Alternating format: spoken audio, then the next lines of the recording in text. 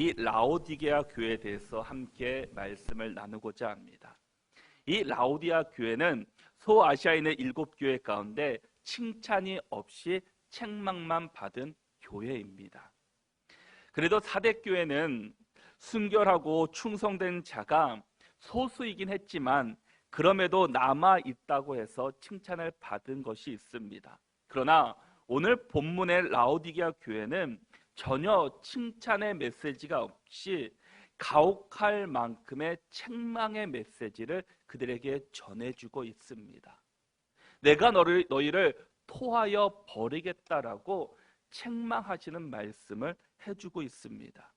우리 주님께서는 모든 교회가 그렇듯이 라오디게아 교회를 소개하면서 먼저 그들을 향해서 내가 누구인지에 대해서 먼저 말씀해 주고 있습니다. 우리 14절의 말씀을 같이 한번 읽어보겠습니다. 함께 읽겠습니다. 라오디게아 교회의 사자에게 편지하라.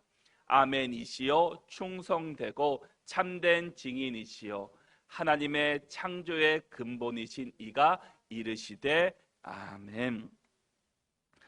우리 주님께서는 지금 나는 아멘이시고 충성되고 참된 증인이고 하나님의 창조의 근본이신 이라고 말씀해 주고 있습니다.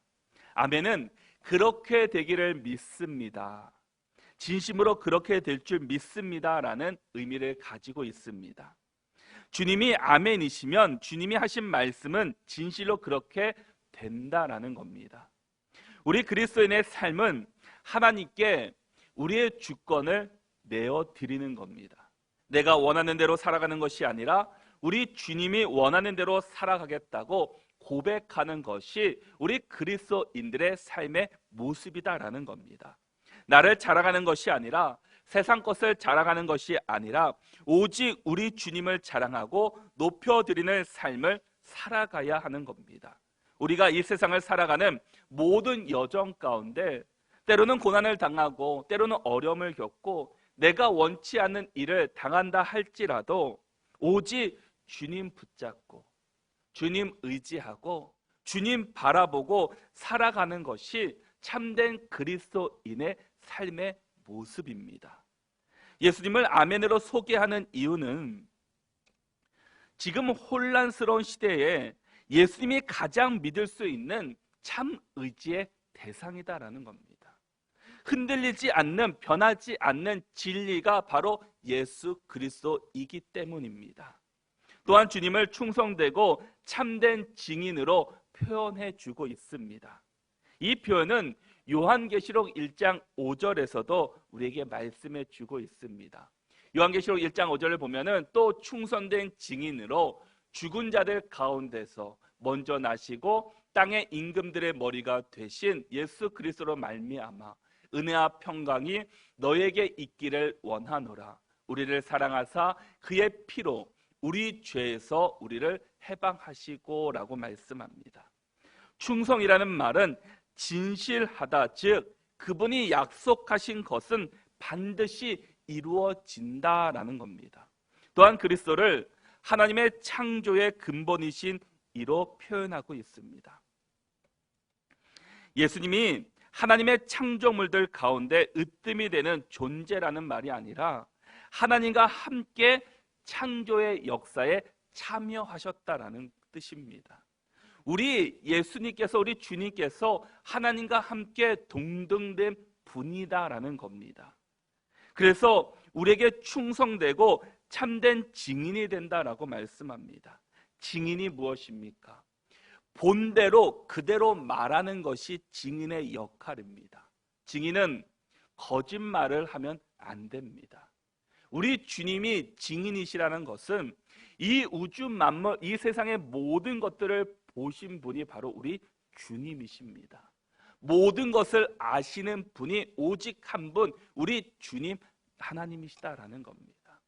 그래서 우리 주님께서 먼저 자신을 밝히시면서 아멘이시고 충성되고 참된 증인이고 하나님의 창조의 근본이 되시는 우리 주님께서 지금 이 라오디게아 교회를 향해서 자신을 밝히면서 먼저 그들에게 책망의 메시지를 주고 계십니다.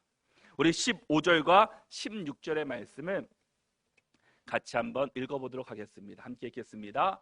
내가 내 행위를 아노니 내가 차지도 아니하고 뜨겁지도 아니하도다. 내가 차든지 뜨겁든지 하기를 원하노라. 내가 이같이 미지근하여 뜨겁지도 아니하고 차지도 아니하니 내 입에서 너를 토하여 버리리라. 아멘. 우리 주님께서 지금 라오디게아 교회의 모습이 어떠한지를 다 알고 계십니다.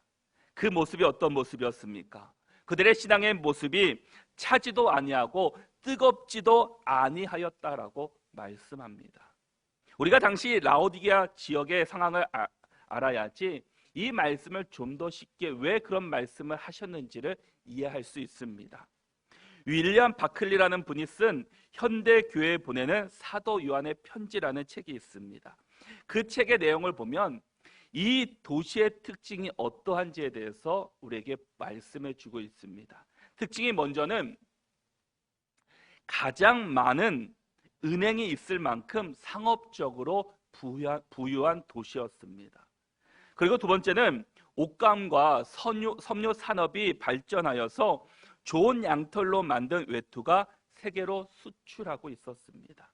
세 번째는 유명한 안약 산업의 고장이며 아스클레피오스라는 그와 동일시된 맨이라는 치유의 신을 기념했기에 유명한 의학 학교가 있을 만큼 유명하고 그 부유한 도시였다라는 겁니다. 그런데 이 지역에도 문제가 하나 있었습니다. 그 문제는 바로 물에 관한 문제였습니다. 이 지역에는 수원이 없었습니다.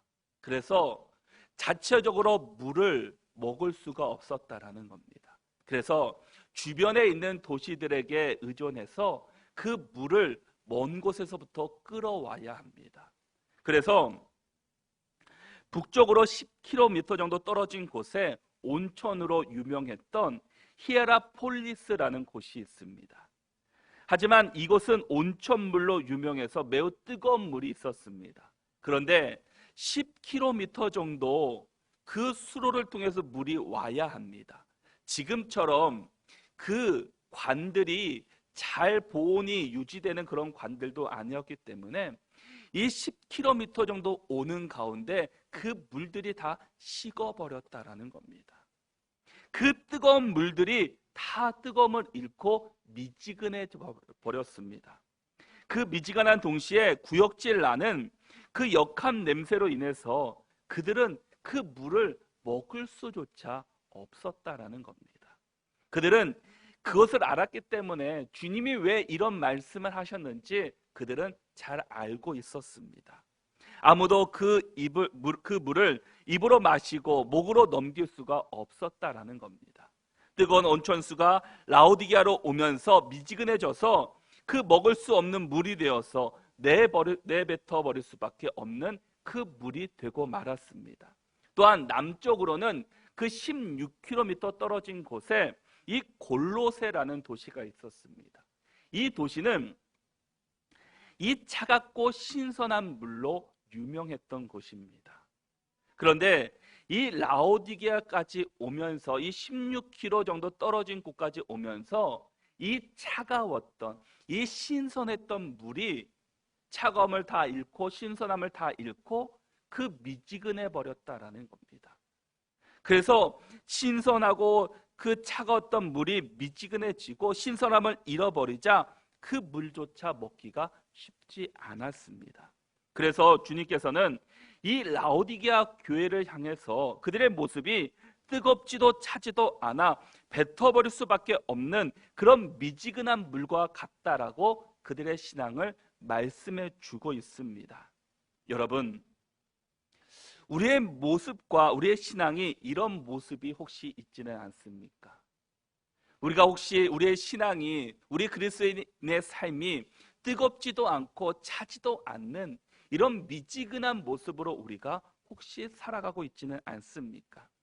우리의 신앙은 뜨겁든지 차갑든지 해야 합니다. 우리가 은혜 받기 가장 어려운 사람이 누구입니까? 뜨겁지도 않고 차갑지도 않은 미지근한 신앙을 가지고 있는 사람이 은혜 받기가 가장 어려운 대상입니다. 우리의 신앙이 뜨거운 사람은 성령으로 충만한 사람입니다. 그래서 어떤 상황에서도 그런 사람은 은혜를 받습니다. 늘 하나님과 가까이 하는 사람이기에 주의 말씀이 그 안에 받으면 그 사람은 은혜로 충만하여서 늘 성령의 역사를 경험하며 살아갑니다.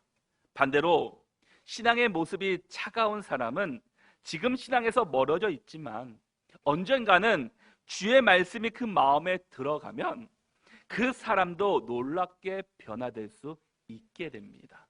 그런 사람이 성령으로 변화되면 우리가 감당할 수 없는 진정한 그리스도의 모습으로 변화되는 삶을 살아가는 것을 보게 됩니다. 그런데 문제는 우리의 신앙이 미지근한 사람들이다라는 겁니다. 그리스도인이기는 하지만 그리스도를 믿지 않는 것도 아니고 교회를 다니지 않는 것도 아닙니다. 주님과 세상을 겸하여 섬기고 있는 사람들입니다. 겉으로는 예수 그리스도를 잘 믿는 사람 같지만 그 속을 보면 전혀 예수님이 없이 세상으로 채워진 사람입니다. 지식적으로는 어느 누구보다도 예수님에 대해서 너무나 잘 알고 있습니다. 그러나 삶에서는 그리스도인으로서의 선한 영향력이 전혀 나타나지 않습니다. 말로만 주님을 고백하고 말로만 주님을 전하는 사람입니다. 이런 사람이 지금 라오디아 교회 안에 있다라는 겁니다. 이런 모습을 보시고 지금 우리 주님께서 뭐라고 말씀합니까? 내 입에서 너를 토하여 버리겠다라고 말씀합니다. 얼마나 입에 담기도 힘든 책망의 메시지입니까?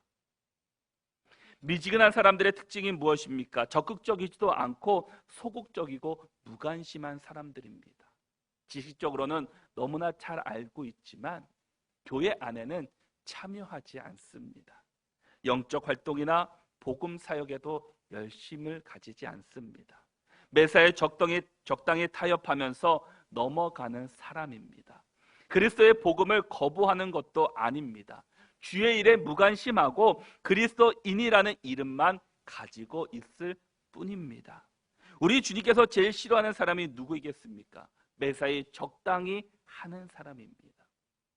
뜨겁지도 차갑지도 않는 이런 미지근한 사람들을 하나님께서는 원치 않는다라는 겁니다. 라오디게아 교회 성도들처럼 매사에 적당히 미지근한 모습을 보이는 사람을 하나님께서 싫어하고 계십니다. 그래서 그런 모습을 지금 보시면서 너희들을 토하여 버리겠다고 경고의 메시지를 전해주고 있는 겁니다. 여러분 혹시 우리 안에 이런 마음을 갖고 있지는 않습니까? 우리의 모습이 혹시 이런 뜨겁지도 않고 미지근한 그런 신앙의 모습으로 살아가고 있지는 않습니까?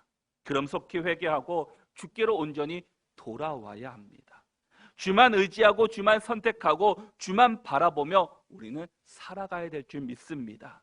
주와 세상과 사이에서 머뭇거리는 것이 아니라 오직 주만 붙잡고 주만 의지하고 주와 동행하는 삶을 살기로 우리 주님께서 지금 원하고 계십니다. 우리의 신앙이 미지근한 신앙의 모습으로 결코 살아가면 안 됩니다.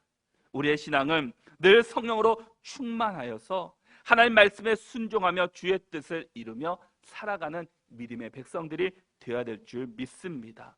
무엇을 하든지 미지근한 신앙이 아니라 뜨거워야 합니다. 예배를 드려도 뜨겁게 예배를 하고 기도를 해도 뜨겁게 기도하고 찬양을 불러도 뜨겁게 찬양을 하고 봉사를 해도 열심히 봉사를 하고 전도도 섬기도 무슨 일을 하든지 우리가 뜨겁게 열심을 내서 주의 일을 감당해야 한다라는 겁니다. 뜨겁게 열심으로 할 때 그 안에 반드시 하나님의 역사가 나타나게 될 것입니다. 그런데 우리 주님께서 내가 차든지 뜨겁든지 하기를 원한다라고 말씀합니다. 우리가 뜨겁게 신앙생활하는 것은 무슨 말씀인지를 우리가 이해할 수 있습니다. 그런데 왜 차든지 하라고 말씀하고 계십니까? 그것은 우리가 무엇에 차가워야 합니까? 그것은 죄와 유혹으로부터 우리는 차가워야 합니다. 단호해야 한다라는 겁니다. 그래야 우리가 죄와 유혹에서 넘어가지 않게 됩니다. 또한 진리 앞에서도 온전해야 합니다. 지금 세상의 이단들은 우리 그리스도인들을 어떻게든지 미혹하기 위해서 힘쓰고 있습니다. 하나님의 말씀을 교묘하게 인용해서 성도들을 혼란에 빠뜨리게 됩니다. 진리 앞에서는 차갑도록 주의 말씀 앞에 우리가 온전히 서야 한다라는 겁니다. 주의 말씀 앞에 단호해야 한다라는 겁니다. 우리가 주님을 향해서는 뜨겁도록 열정을 가지고 신앙생활하고 이 죄와 유혹 앞에서는 차갑도록 누구보다 우리가 단호하게 냉정해야 한다라는 겁니다. 아무리 죄의 유혹으로 우리를 인도할지라도 그 앞에 냉정하게 거부할 수 있어야 합니다. 아무리 가까운 사람이 우리를 죄의 유혹으로, 우리를 이단의 미혹으로 우리를 끌어간다고 할지라도 우리가 그 앞에서 냉정하게 차갑게 단호해야 된다라는 겁니다. 그것이 하나님이 원하시는 모습입니다. 지금 우리 주님께서는 그렇게 강력하게 말씀하시는데도 왜 라오디아 교회 성도들은 뜨겁지도 않고 차갑지도 않은 그리스도인들로 살아가고 있습니까? 우리 17절의 말씀을 같이 한번 읽어보겠습니다. 함께 읽겠습니다. 내가 말하기를 나는 부자라 부요하여 부족한 것이 없다 하나 내 곤고한 것과 가련한 것과 가난한 것과 눈먼 것과 벌거벗은 것을 알지 못하는도다. 아멘. 라오디아 교회는 하나님의 큰 축복을 받았습니다. 그런데 그들이 무엇을 붙잡고 있습니까? 나는 부자라 부요하여 부족한 것이 없다라고 고백합니다. 그들이 무엇을 고백해야 됩니까? 나는 어떤 상황에서도 주님을 고백하고 주님을 의지하고 주님만 붙잡고 살아갑니다 라는 신앙 고백을 해야 되는데 그들은 부족한 것이 조금도 없다고 할 만큼 부요했습니다. 그것을 자랑하고 있다라는 겁니다. 이 지역은 잦은 지진에 시달렸던 곳이었습니다. AD 60년경에 유례 없는 큰 지진으로 말미암아 그 지역이 모두 황폐해졌습니다. 그런데 황제의 도움을 거절하고 그 도시를 다시금 재건할 정도로 그 지역 자체에 돈이 많은, 물질이 많은 도시였다라는 겁니다.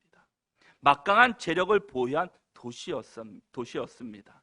이러한 부유함의 결과가 무엇이었습니까? 미지근한 신앙으로 유지되었다라는 겁니다. 왜냐? 부족한 것이 없다 보니까 하나님을 절대적으로 의지하지 않았다라는 겁니다. 신앙생활도 그냥 적당히 하는, 타협하며 살아가는 그런 모습을 그들이 보여주고 있습니다. 그렇다고 그 부유한 사람들이 다 그렇다는 것은 결코 아닐 겁니다. 그런 가망성이 더 많다라는 겁니다. 유혹이 많이 노출되어 있기 때문입니다. 그러기에 그런 사람들은 더 조심해야 된다라는 겁니다. 앞에서 말씀드린 대로 라오디게아 지역은 역사상 가장 부유했던 도시였습니다. 세계의 큰 도로가 위치한 부유한 상업 도시입니다. 양모 산업과 금융업이 발달한 도시로서 부족할 것이 전혀 없는 온 도시가 풍성하게 살아가는 도시였다라는 겁니다. 그래서 얼마나 부유했던지 내 곤고함과 가련한 것과 가난한 것과 눈먼 것과 벌거벗은 것을 알지 못한다라는 겁니다. 그런 사람들이 눈에 보이지 않을 정도로 모든 사람들이 부유했다라는 겁니다. 물질적으로는 풍부했다 할지라도 영적으로는 풍요롭지 않았습니다. 우리가 부족한 것이 없다고 풍요롭다고 해서 우리가 교만하면 안 된다라는 겁니다. 우리의 신앙이 성숙하면 성숙할수록 우리는 더욱 겸손해야 합니다. 더 주님 앞에 엎드려야 합니다. 지금 라오디게아 교회 교인들은 세상적인 풍요로 말미암아 영적인 눈이 가려지고 말았습니다. 뜨겁지도 않게, 차갑지도 않게 그들의 눈으로 보이는 것은 문제가 별로 없는 것처럼 보입니다. 영적으로는 타락하고 있었지만 겉으로는 달라진 것이 없기에 이전과 같이 미지근한 신앙의 모습으로 살아가고 있었다라는 겁니다. 지금 라오디가 교회는 영적 자만심에 빠져 있었지만 하나님께서는 그들을 결코 포기하지 않으시고 다시금 기회를 주시고 그들이 돌아오기를 간절히 바라고 있었습니다. 우리 18절의 말씀을 같이 한번 읽어보겠습니다. 함께 읽겠습니다. 내가 너를 권하노니 내게서 불로 연단한 금을 사서 부요하게 하고 흰옷을 사서 입어 벌거벗은 수치를 보이지 않게 하고 안약을 사서 눈에 발라 보게 하라. 아멘. 세상적으로 풍요하고 만족해하고 있는 그들을 향해서 진정한 부유가 무엇인지를 말씀해 주면서 잠깐 있다 사라질 그 부가 아니라 영원히 함께할 것을 가질 것을 권면해 주고 있습니다.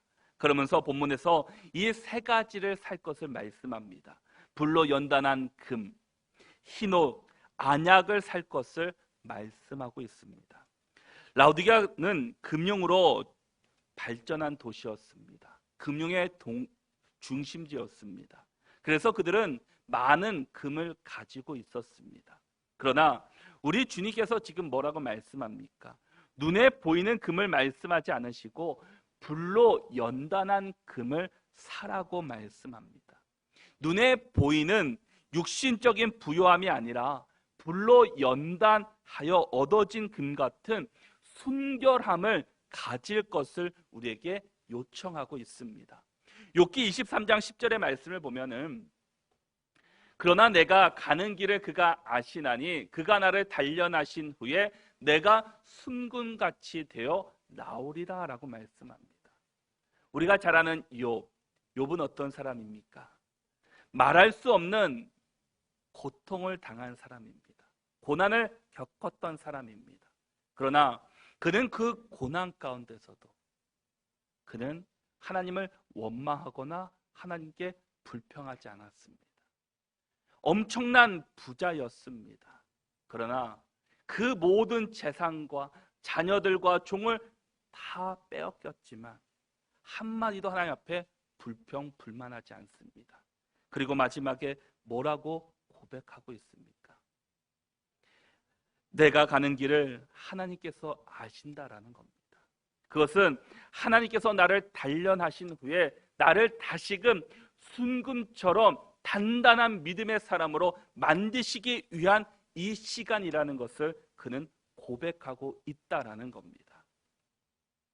때론 우리의 삶과 신앙에서 적극적인 고난과 훈련이 필요할 때가 있습니다. 편안함에 안주하는 것이 아니라 하나님의 훈련의 시간이 필요하다라는 겁니다. 그것이 때로는 우리에게 고난으로, 때로는 연단으로 우리에게 찾아오게 됩니다. 우리는 그 앞에서 좌절하고 넘어져서는 결코 안 된다라는 겁니다. 하나님께서 우리에게 고난을 주시고 연단을 주시는 것은 우리를 훈련시키기 위한 과정입니다. 왜 선수들이 그 힘든 훈련을 포기하지 않고 감당하게 됩니까?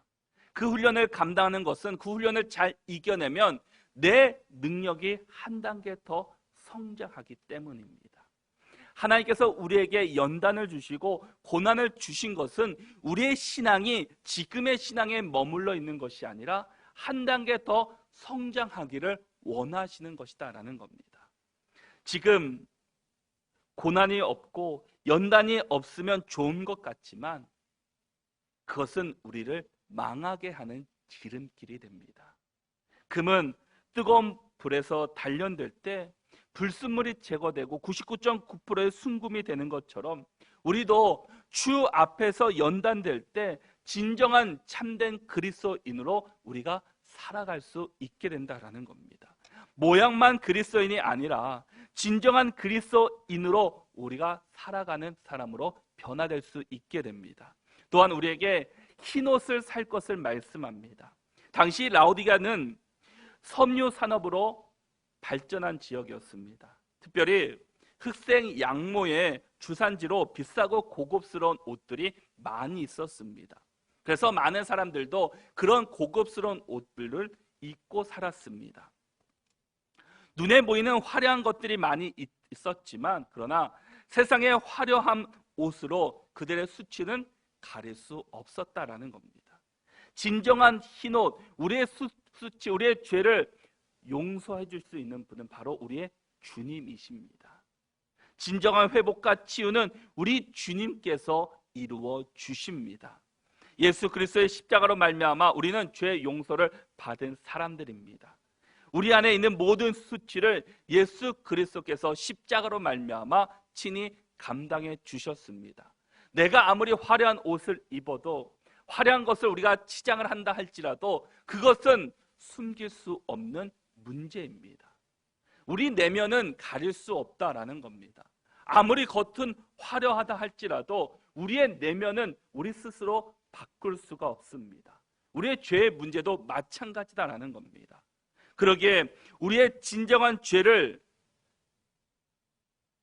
용서할 수 있고 우리의 죄를 사하여 주실 수 있는 분은 오직 예수 그리스도입니다.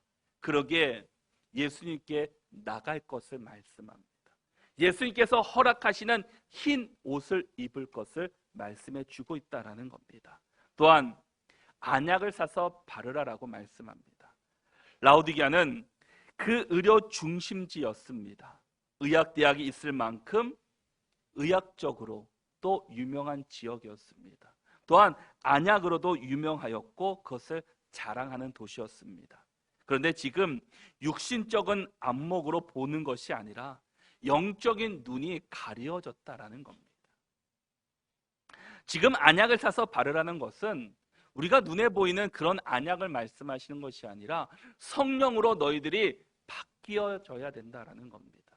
눈에 보이는 부요함, 눈에 보이는 발전된 것, 눈에 보이는 좋은 것으로 그것을 안주하지 말라라는 겁니다. 너희들은 그 뒤에 있는 영적 세계를 바라봐야 된다라는 겁니다. 우리가 이 세상을 살아갈 때 우리 앞에 얼마나 많은 문제들이 놓여 있습니까?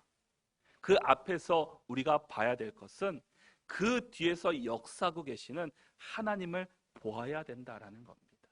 우리를 지켜주시고 우리를 인도해 주시고 우리를 끌어주시는 그 하나님을 바라볼 수 있는 것이 진정한 믿음의 백성들의 모습이다라는 겁니다.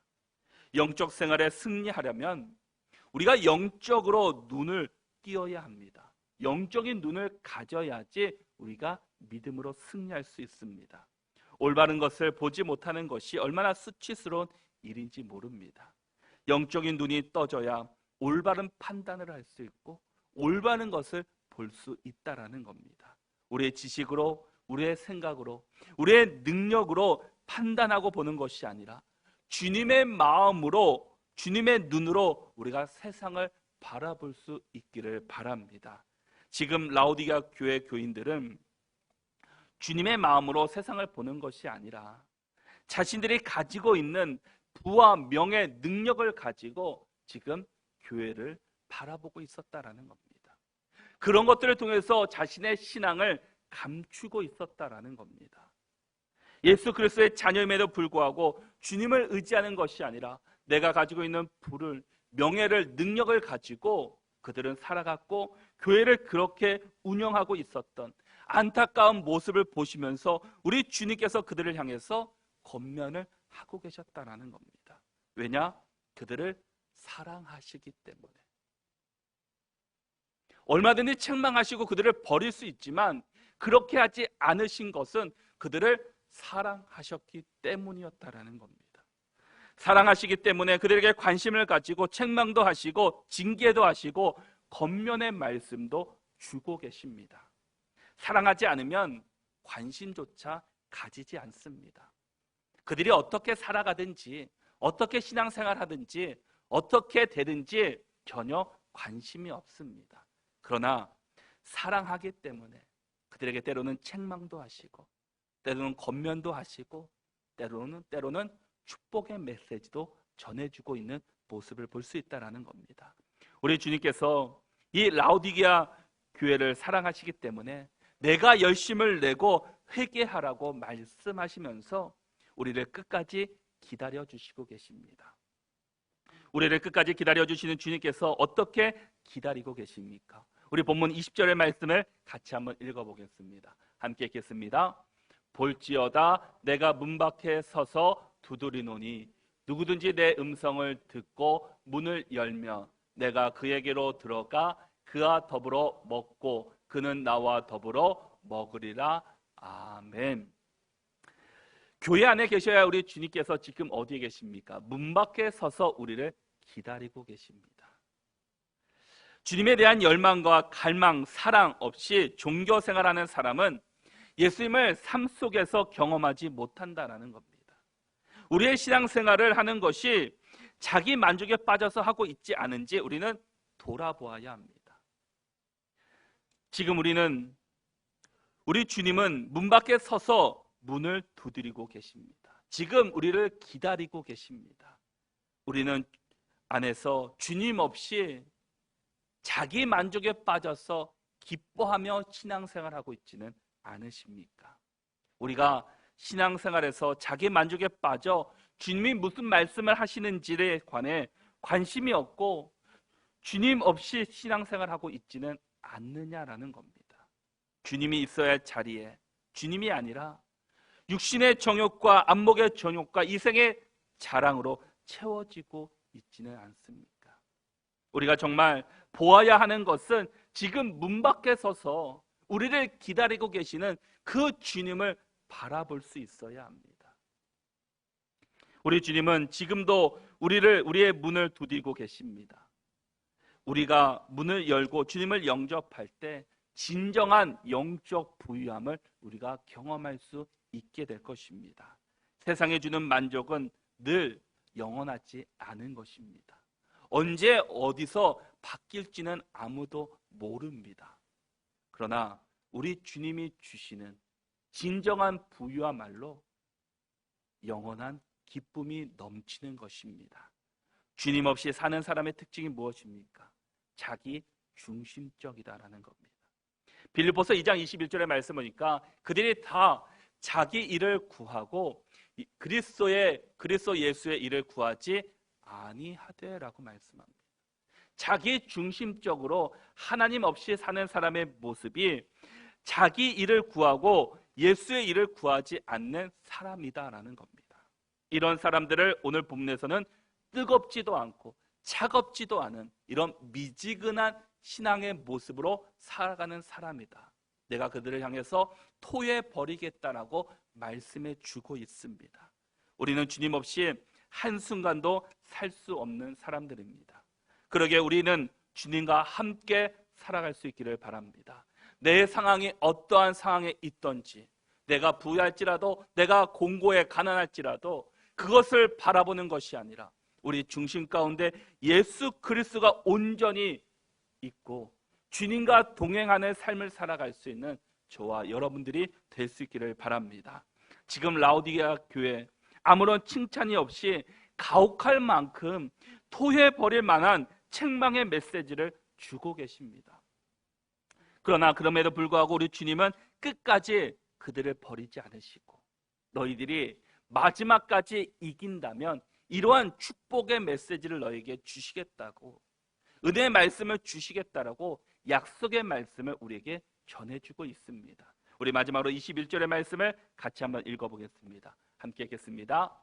이기는 그에게는 내가 내 보좌와 함께 앉게 하여 주기를 내가 이기고 아버지 보좌에 함께 앉은 것과 같이 하리라. 아멘. 보좌는 권세를 상징합니다. 그것은 주님의 보좌입니다. 믿음으로 살고자 애쓰는 사람, 그런 사람에게 하나님의 자녀가 되어 주님과 함께 이 세상을 다스릴 권세를 우리에게 주실 것을 말씀해 주고 있습니다. 음부의 권세도 이기지 못하는, 세상에서 갖지 못했지만 우리가 나중 하나님 나라에서 이 세상을 다스릴 권세를 우리에게 주실 것을 말씀하고 있습니다. 그런 사람은 어떤 사람입니까? 끝까지 믿음을 지키는 사람입니다. 하나님을, 우리 주님을 온전히 붙잡고 살아가는 사람입니다. 우리가 세상에서 주는 풍요로움에 만족하지 말고 주님과 함께함으로 주시는 세상에서 얻을 수 없는 영원한 주님과 함께 세상을 다스리는 권세를 우리가 받을 수 있기를 바랍니다. 이런 교회와 성도가 능력 있는 교회이고 바로 능력 있는 성도입니다. 우리 주님께서 원하시는 것은 주님의 자녀들이 미지근한 신앙으로 살아가는 것이 아니라 차갑든지 뜨겁든지 열심을 가지고 죄와 유혹에서 단호해질 수 있는 단단한 신앙인으로 살아가기를 원하고 계시다라는 겁니다. 우리가 세상에서 풍요롭고 부족한 것이 없다고 해서 승리한 삶을 살았다라고 우리는 결코 말할 수 없습니다. 우리 그리스도인들의 진정한 승리는 어떠한 상황에서도 주님을 놓지 않고 끝까지 주님 부르시는 그날까지 믿음으로 살아가는 자가 진정한 승리의 삶을 산 사람들입니다. 내 환경이 어떠한 간에 하나님이 나의 주인이 되시고 우리 주님을 끝까지 모시고 산 사람이 진정한 승리자입니다. 우리가 예수님을 나의 주인으로 모실 때 하나님 나라에 우리가 가게 될 것입니다. 모든 성도들이 라오디게아 교회 성도들처럼 뜨겁든지 차갑지도 않는 그런 신앙의 모습으로 살아가는 것이 아니라 주님을 위해 뜨겁게 죄와 유혹으로부터 차갑고 단호할 만큼 우리가 주님 앞에 칭찬받는 믿음의 백성들로 살아갈 수 있기를 바랍니다.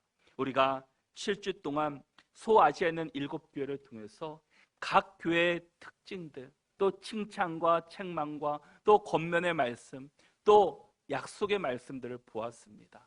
그것은 교회에게만 주시는 말씀이 아니라 우리 각자에게 주시는 말씀이기도 합니다. 우리 모두가 남은 생을 살아갈 때 그냥 이대로 좋습니다의 그냥 신앙이 아니라 내 환경대로 살아가야지 그런 신앙이 아니라 내 어떤 환경에 있다 할지라도 그 환경에 앞에 사는 것이 아니라 그 상황 가운데서도 온전히 주님 붙잡고 주님 의지하며 살아갈 수 있는 믿음의 백성들이 될 수 있기를 바랍니다. 하나님께서 우리에게 원하시는 것은 좁은 길을 가는 겁니다. 편안하고 안주하는 삶이 아니라 어떤 일이 있든 간에 우리가 믿음으로 살아가기를 원하고 계시다라는 겁니다. 그 길이 좁은 길이고 때로는 힘든 길이고 어려운 길이지만 그럼에도 불구하고 우리에게는 누가 계십니까? 우리 주님이 우리와 함께하고 계십니다. 지금 우리 주님께서 우리를 기다려주시고 우리를 함께해 주시고 우리 문 밖에 서서 우리를 기다려주고 계십니다. 우리 모두가 이 세상을 살아갈 때 하나님과 동행하시고 온전히 주님 손을 붙잡고 믿음으로 승리해 나갈 수 있는 믿음의 백성들이 다 될 수 있기를 바랍니다.